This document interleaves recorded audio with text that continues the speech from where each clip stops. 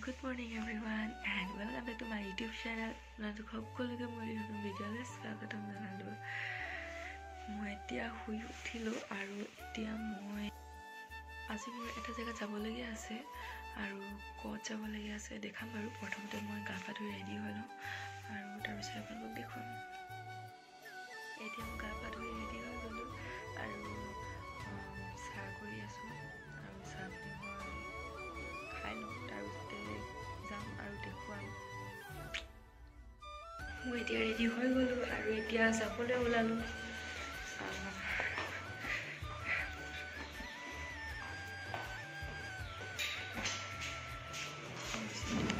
মই এতিয়া গৈ আছোঁ সেইফালে।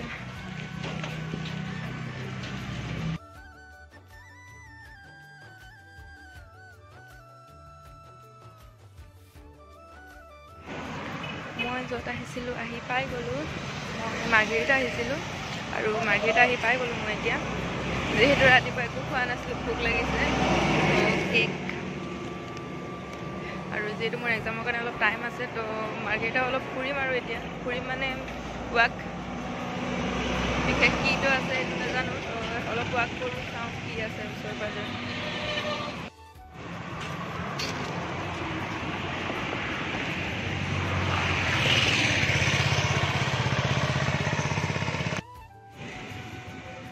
মই এতিয়া আহি পাই গ'লোঁ এইফালে। এইখন হয় পাব্লিক হাই স্কুল।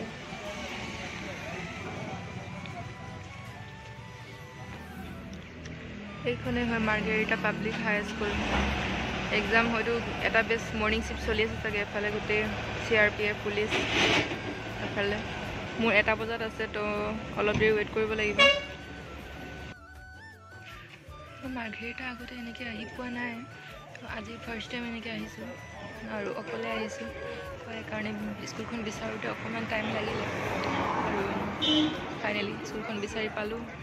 আৰু অলপ টাইম আছে আৰু তেতিয়ালৈকে মই ৰাস্তাতে বহি আছোঁ ছাইডত।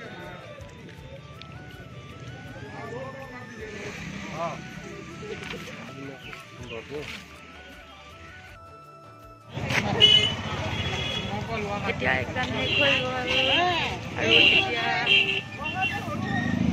চাওঁ কিমান টাইম আছে, ফুৰিব পাৰোঁ আৰু এতিয়া যাম।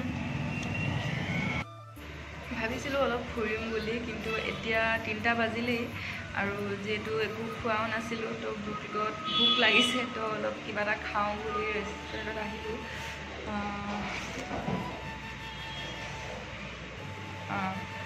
তো ৰেষ্টুৰেণ্টত আহিলোঁ।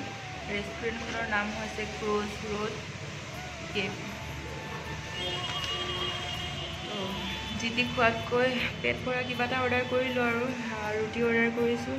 তো আহি লওক, তাৰপিছতে দেখুৱাম বাৰু। আৰু আজি এক্সাম দিয়া সময়ত মানে বেগখিনি থ'বলৈ সুবিধা দিয়া নাছিলে, তো তাতে দোকানত সুধিলোঁ যে এতিয়া ক'লে 2:30 দোকানটো বন্ধ কৰি দিব বুলি ক'লে, তো তাত থোৱা নহ'ল। আৰু বৰডুমচা ফালৰ হেৰি তাত চিনাকিয়ে হ'ব, কিন্তু মই চিনি নাপাম বাৰু, আমাৰ বা ভাগৰ চিনাকি হয়, তো তাত এনেকৈ লগ পালোঁ। তো তেখেতৰ হাজবেণ্ড আহিছিলে, তো তেখেতৰ হাজবেণ্ডৰ হাততে বেগটো থৈ দিলোঁ, যিহেতু ভিতৰত থোৱাৰ ব্যৱস্থা অকণ দিয়া নাছিলে। শেষত ল'লোঁ আৰু কি ক'ব লৈছিলোঁ আজি। আৰু প্ৰথমবাৰ মই প্ৰথমবাৰ এতিয়ালৈকে যিমানখিনি এক্সাম দিলোঁ, প্ৰথমবাৰ মানে কুৱেশ্যন পেপাৰটো ঘৰত লৈ যাবলৈ গৈছে। এই কুৱেশ্যন পেপাৰটো আছিলে নহ'লে, আৰু এক্সাম আধা ঘণ্টামানতে লিখি শেষ হৈ গ'ল। মানে 50টা কুৱেশ্যন আছিলে আৰু পাৰ কুৱেশ্যন 2 মাৰ্কছ আছিলে। যিহেতু মানে সোনকালে হৈ গ'ল, তো 1 ঘণ্টামান তাতে টোপনি গুচি গ'লোঁ। ওলাই আহিব নিদিয়ে, আমনি লাগি গ'ল, শুই ডিঙি চিঙি বিষাই গ'লগৈ আৰু এতিয়া ৰিলেক্স হৈ গ'ল আৰু। তো এতিয়া খাই মেলি ওচৰত শ্বপিং মল আছে, যাব পাৰিলোঁ হয়, কিন্তু এতিয়া যিহেতু মোৰ একো শ্বপিং কৰিবলগীয়া নাই, তো এনেই কিয় টাইমটো ৱেষ্ট কৰিম, তো গুচি যাম। গম পাওঁ মানে বহুত এনেও টাইম লাগিব, আকৌ বাছ ৰখোঁতে টাইম লাগিব, যিহেতু নিজৰ গাড়ী নাই, বাছৰ কাৰণে ৰখিব লাগিব, তো সেয়াই আৰু। এতিয়া মোৰ খানা আহি গ'ল,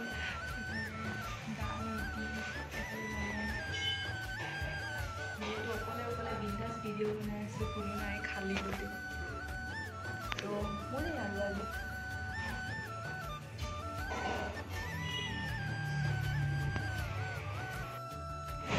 এতিয়া মই খাই উঠিলোঁ আৰু খাই উঠি এতিয়া দাদাক লগ পাই গ'লোঁ ইয়াত দাদাৰো এক্সাম আছিলে আজি আমি চবে পৰীক্ষা দিবলৈ আহিছিলোঁ চবে ইয়াত আহি কেনেকৈ লগ পাইছোঁ আৰু সেইফালে বা সেইফালে এজনী মাইনা আমাৰ মাইনা ফালে চিনাকিটো দি দিওঁ তুমি এক্সামে দিব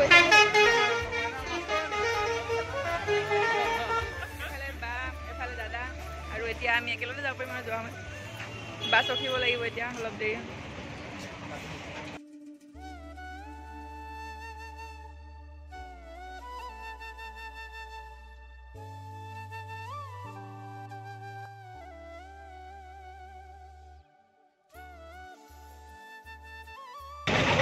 আমি এতিয়া আহি পাই গ'লোঁ দাদাহঁতে মাকুমত নামিলে আৰু এতিয়া মই ইয়াত এতিয়াও আহি পাই গ'লোঁ মই এতিয়া ৰুম আহি পাই গ'লোঁ আহি চেঞ্জ কৰা হোৱাই নাই এতিয়া চেঞ্জ কৰিম তাৰপিছতে বৰমাহঁতৰ ঘৰ যাম তাৰপিছতে নুৰিহঁতৰ ৰুমত এপাক যাম সমীক্ষাক কিতাপ দুখনমান দিবলগীয়া আছে তো মই গৈ আহোঁ ফোনটো চাৰ্জত লগাই থৈ যাম তো গৈ আহোঁ এতিয়া মোৰ খানা বনাই হৈ গ'ল আৰু এতিয়া মই ডিনাৰ কৰিম তাৰপিছতে আৰু দিনটো আজি কেনেকৈ পাৰ কৰিলোঁ আপোনাক মই দেখুৱালোৱে আজি এক্সাম বুলি তেনেকৈ গ'ল আৰু এটা নতুন প্লেচত যাব পালোঁ মাৰ্ঘেৰিটা মানে মই আগতে গৈছোঁ যদিও মানে তাত আমাৰ মামী ঘৰ আছে ডাইৰেক্ট মামীহঁতৰ ঘৰতহে যোৱা হয় মানে এনেকৈ গম নাপাওঁ তো এনেকৈ মই আজি প্ৰথমবাৰ গৈছোঁ ভালেই লাগিলে গৈ কিন্তু বিশেষকৈ ফুৰিবলৈ নাপালোঁ ফুৰিবলৈ জেগা আছেনে নাই সেইটো কিন্তু চাৰ্চ কৰি মেলি অলপ গম পাইছিলোঁ কিন্তু যাবলৈ টাইমটো নিমিলিলে তো নেক্সট টাইম গ'লে ভালকৈ দেখুৱাম বাৰু